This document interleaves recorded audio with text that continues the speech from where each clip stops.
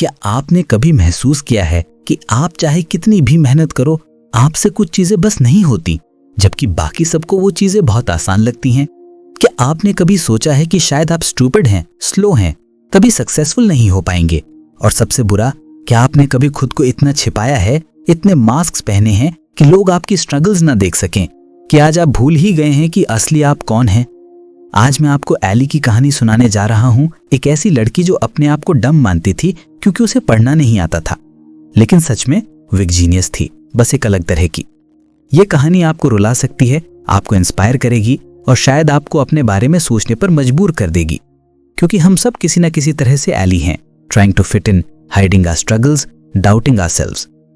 तो अगले 25 मिनट में तैयार हो जाइए एक ऐसी इमोशनल जर्नी के लिए जो आपको याद दिलाएगी कि डिफरेंट होना कोई वीकनेस नहीं, बल्कि आपकी सबसे बड़ी स्ट्रेंथ हो सकती है। तो सुनिए, कहानी है एली निकलसन की, एक 6th ग्रेड की लड़की जो हर रोज स्कूल जाती है पूरे दिल से ये विश करते हुए कि काश वो इनविजिबल हो जाए। क्यों? क्योंकि स्कूल एली के लिए एक टॉर्चर चेंबर है, एक बैटलफील्ड है जहां हर दिन वो हार रही है। क्लास में जब टीचर रीडिंग असाइनमेंट देता है तो एली का दिल बैठ जाता है। जब बोर्ड पर कुछ लिखा होता है तो उसे लेटर्स डांस करते हुए दिखते हैं। बी बन जाता है डी, पी बन जाता है क्यू, वर्ड्स उलट जाते हैं, सेंटेंसेस ब्लर हो जाते हैं। वो कितनी भी मेहनत करे, कॉन्सेंट्रेट करे, फोकस करे, लेटर्स सिंपली मेक सेंस नहीं करते। और सबसे बुरा पार्ट कि बाकी सबको तो ये बहुत आसान लगता है। उसकी क्लासमेट्स इजीली पढ़ लेती हैं, लिख लेती हैं, टीचर्स फ्रस्ट्रेटेड हो जाते हैं। एली फोकस करो, एली ट्राई हार्डर, एली तुम लेजी हो। और एली खुद से सोचती है कि मैं तो ट्राई कर रही हूं, लेकिन शायद मैं बस स्टूपिड हूं। ईयर्स तक एली ने खुद को ये बिलीव करवाया है कि वो डम है। उसने एक्सेप्ट कर लिया है कि एकेडमिक सक्सेस उसके लिए नहीं है। तो अब उसकी सर्वाइवल स्ट्रेटजी बन गई है, डिस्ट्रैक्ट करो, डाइवर्ट करो, हाइड करो। क्लास में जब रीडिंग टर्न आए तो कोई एक्सक्यूज बनाओ, बाथरूम जाना है, पेट दर्द है, हेडेक है। जब टेस्ट हो तो डेलिब्रेटली कुछ ऐसा करो कि ट्रबल में आ जाओ और प्रिंसिपल के ऑफिस भेज दी जाओ। एटलीस्ट वहां पढ़ना नहीं पड़ेगा। एली मास्टर बन गई है इनविजिबिलिटी की आर्ट में। वो क्लास के कॉर्नर में बैठती है, आई कांटेक्ट अवॉइड करती है, होप करती है कि टीचर उसे कॉल ना करे। और जब टीचर कॉल करती है तो वो अपने बैग ऑफ ट्रिक्स यूज करती है। फनी कमेंट्स मारो ताकि क्लास लाफ करे और टीचर डिस्ट्रैक्ट हो जाए, या फिर डेलिबरेटली डिसरप्टिव बनो ताकि क्लासरूम से बाहर भेज दो। लेकिन ये सब एग्जॉस्टिंग है। इमेजिन करो हर दिन स्कूल जाना नोइंग कि तुम फेल होगी, ह्यूमिलिएटेड होगी। हर दिन प्रिटेंड करना कि तुम केयर नहीं करती, जबकि अंदर ही अंदर तुम टूट रही हो। हर रात सोने से पहले खुद को कन्विंस करना कि तुम वर्थलेस नहीं हो, भले ही पूरी दुनिया वही कह रही हो। और एली के घर में भी सिचुएशन इजी नहीं है। उसकी मॉम सिंगल पेरेंट है, स्ट्रगलिंग है फाइनेंशियली। उसका बड़ा भाई ट्रैविस नेवी में है, डिप्लॉयड है। एली उसे टेरिबली मिस करती है। ट्रैविस वो एक पर्सन था जो जेन्युइनली एली को समझता था, सपोर्ट करता था। उसके बिना एली और भी लोनली फील करती है। स्कूल में भी फ्रेंड्स नहीं है प्रॉपर।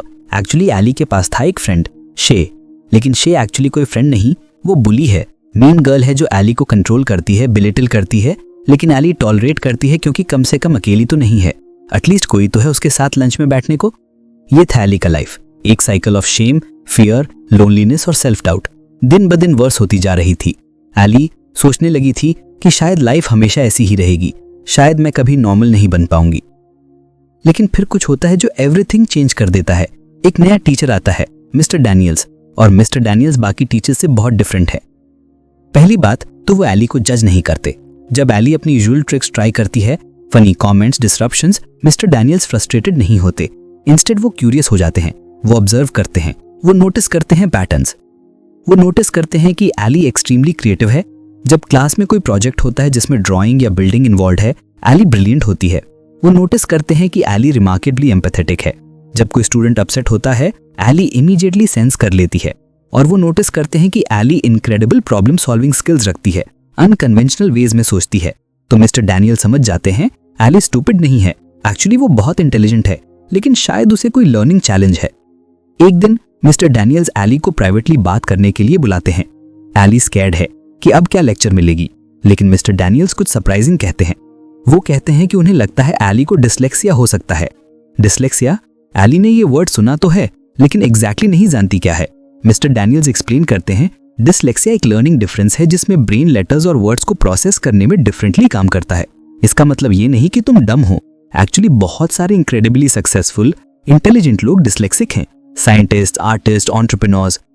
और सबसे इंपॉर्टेंट, डिसलेक्सिया का मतलब है कि तुम अलग तरह से सीखते हो, बुरी तरह से नहीं, तुम्हें बस अलग स्ट्रैटेजीज चाहिए, डिफरेंट टूल्स चाहिए। एली के लिए रिवोल्यूशन शॉकिंग है। ईयर्स तक उसने खुद को ब्लेम किया कि वो स्टूपिड है, लेजी है। अब सडनली कोई कह रहा है तुम्हारी कोई गलती नहीं है, तुम्हारा ब्रेन बस डिफरेंटली वायर्ड है। इनिशियली एली रेजिस्टेंट है, उसको लगता है ये बस एक और लेबल है, एक और वे मुझे डिफरेंट बुलाने का। लेकिन मिस्टर डैनियल्स पेशेंट हैं, वो धीरे धीरे एली को समझाते हैं, एनकरेज करते हैं।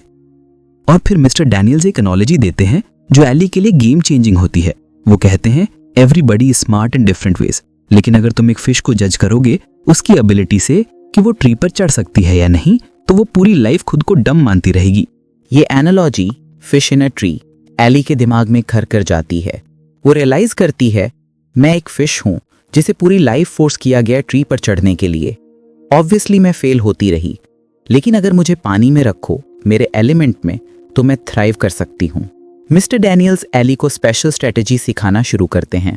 कलर्ड ओवरलेस जो रीडिंग को ईजियर बनाते हैं, ऑडियो बुक्स जो उसे स्टोरीज एक्सेस करने देती हैं, ग्राफिक ऑर्गेनाइजर्स जो उसे आइडियाज ऑर्गेनाइज करने में हेल्प करते हैं, और स्लोली पेनफुली एली प्रोग्रेस करना शुरू करती है।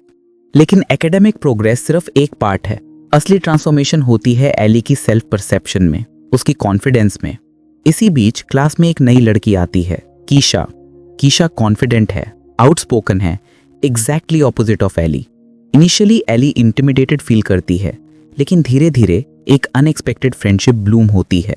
कीशा वो पहली पर्सन है जो जेन्युइनली एली को देखती है, नॉट उसकी स्ट्रगल्स को, नॉट उसकी वियर्डनेस को, बल्कि एली को एज अ पर्सन। कीशा फनी है, लॉयल है, और सबसे इंपॉर्टेंट वो एली को एक्सेप्ट करती है एग्जैक्टली जैसी वो है। और फिर एक और फ्रेंड जुड़ता है, एल्बर्ट। एल्बर्ट क्लास का नर्ड है, जीनियस है, लेकिन सोशली ऑकवर्ड है। बाकी बच्चे उसे टीज करते हैं, लेकिन एली, कीशा और एल्बर्ट तीनों मिसफिट्स एक स्ट्रॉन्ग बॉन्ड बनाते हैं। ये फ्रेंडशिप एली के लिए ट्रांसफॉर्मेटिव है। पहली बार उसे फील होता है कि वो बिलोंग करती है कहीं। पहली बार वो अपने मास्क उतार सकती है, अपनी रियल सेल्फ हो सकती है। अगर आपको ये इमोशनल जर्नी रेजोनेट कर रही है और आप ऐसी इंस्पायरिंग स्टोरी से सीखना चाहते हैं, तो बुक समरीज अड्डा को सब्सक्राइब कर लीजिए। हम ऐसी लाइफ चेंजिंग बुक्स की गहरी समरी शेयर करते रहते हैं। लेकिन जर्नी आसान नहीं है। शे वो मीन गर्ल और जेलस हो जाती है। वो एली को बुली करना इंटेंसिफाई कर देती है। वो कीशा और एल्बर्ट को भी टारगेट करती है। वो स्प्रेड करती है रूमर्स, करती है एक्सक्लूड उन्हें, करती है ह्यूमिलिएट उन्हें। और एली के लिए ये स्पेशली पेनफुल है क्योंकि शे टेक्निकली उसकी फ्रेंड थी। एली स्ट्रगल करती है, क्या मैं रॉन्ग हूँ शे को लीव करके, क्या मैं बैड पर्सन हूँ? लेकिन मिस्टर डैनियल्स और उसके नए फ्रेंड्स उसे समझाते हैं, रियल फ्रेंड्स तुम्हें लिफ्ट करते हैं, नीचे नहीं गिराते। रियल फ्रेंड्स तुम्हारी ग्रोथ सेलिब्रेट करते हैं, जेलस नहीं होते। और धीरे धीरे एली सीखती है stand up for her self, set boundaries, choose करना कि किसे अपनी लाइफ में रखना है। बुक में एक पर्टिकुलरली इमोशनल मोमेंट आता है जब क्लास में एक प्रोजेक्ट होता है। स्टूडेंट्स को प्रेजेंट करना है किसी हीरो के बारे में। एली नर्वस है क्योंकि प्रेजेंटेशन में रीडिंग इन्वॉल्व है, लेकिन मिस्टर डैनियल्स इनकरेज करते हैं उसे अपने तरीके से प्रेजेंट करने को। एली चूज करती है अपने भाई ट्रेविस को जो नेवी में सर्व कर रहा है, और वो क्रिएट करती है एक beautiful visual presentation, drawings, photographs, artefacts.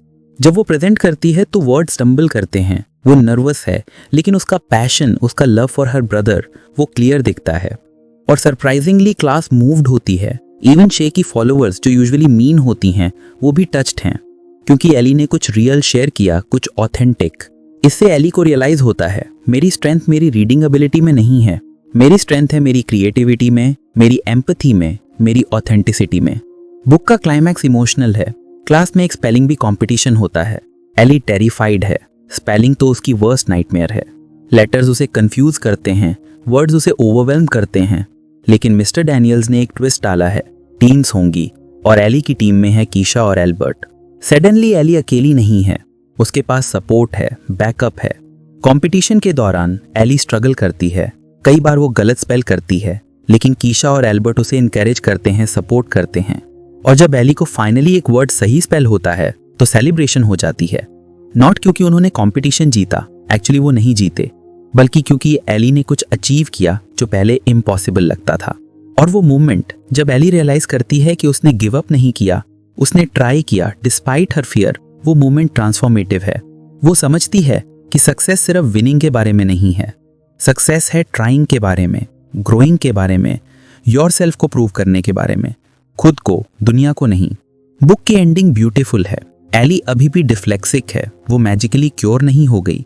Reading अभी भी हार्ड है, लेकिन अब उसके पास टूल्स हैं, स्ट्रैटेजीज हैं, और सबसे इंपॉर्टेंट, अब वो खुद को स्टूपिड नहीं मानती। वो समझती है कि वो स्मार्ट है, बस जरा थोड़ा सा डिफरेंट है। उसके पास अब रियल फ्रेंड्स हैं जो उसे वैल्यू करते हैं, उसके पास एक टीचर है जो उसमें बिलीव करता है, और सबसे इंपॉर्टेंट, उसके पास खुद में बिलीव है। बुक का title fish in a tree perfect है, क्योंकि ये रिमाइंड करता है हमें कि हर किसी की स्ट्रेंथ्स अलग होती हैं। सिस्टम जो सबको सेम स्टैंडर्ड से मेजर करता है वो फंडामेंटली फ्लॉड है। एली की स्टोरी स्पेसिफिकली डिस्लेक्सिया के बारे में है, लेकिन इसका मैसेज यूनिवर्सल है। हम सब किसी न किसी एरिया में स्ट्रगल करते हैं। हम सब फील करते हैं कभी कभी कि हम इनफ नहीं हैं। हम सब कंपेयर करते हैं खुद को दूसरों से और फील करते हैं इनएडिक्वेट। लेकिन एली की जर्नी हमें सिखाती है, पहला, डिफरेंट होना ओके है। एक्चुअली डिफरेंट होना ब्यूटीफुल है। तुम्हारी यूनिकनेस ही तुम्हारी सुपर पावर है। दूसरा, स्ट्रगल्स का मतलब वीकनेस नहीं। स्ट्रगल्स का मतलब है कि तुम कुछ ऐसा कर रहे हो जो डिफिकल्ट है, और वो करेज लेता है। तीसरा, राइट सपोर्ट सिस्टम सब कुछ बदल सकता है। एक टीचर जो बिलीव करे, कुछ फ्रेंड्स जो एक्सेप्ट करें, ये ट्रांसफॉर्म कर सकता है तुम्हारी पूरी लाइफ को। चौथा, तुम किसी और की डेफिनेशन ऑफ सक्सेस फॉलो करने के लिए बाउंड नहीं हो। डिफाइन करो अपनी खुद की सक्सेस, सेलिब्रेट करो अपनी खुद की विक्ट्रीज, चाहे वो कितनी भी छोटी क्यों ना लगें दूसरों को। पांचवा, लेबल्स तुम्हें डिफाइन नहीं करते। Dyslexic, slow learner, difficult child, ये सब बस वर्ड्स हैं। तुम्हारी आइडेंटिटी इससे कहीं ज्यादा कॉम्प्लेक्स है, रिच है, ब्यूटीफुल है। बुक की सबसे पावरफुल बात है इसकी ऑथेंटिसिटी। ऑथर लिंडा मुलाली हंट खुद डिस्लेक्सिक हैं।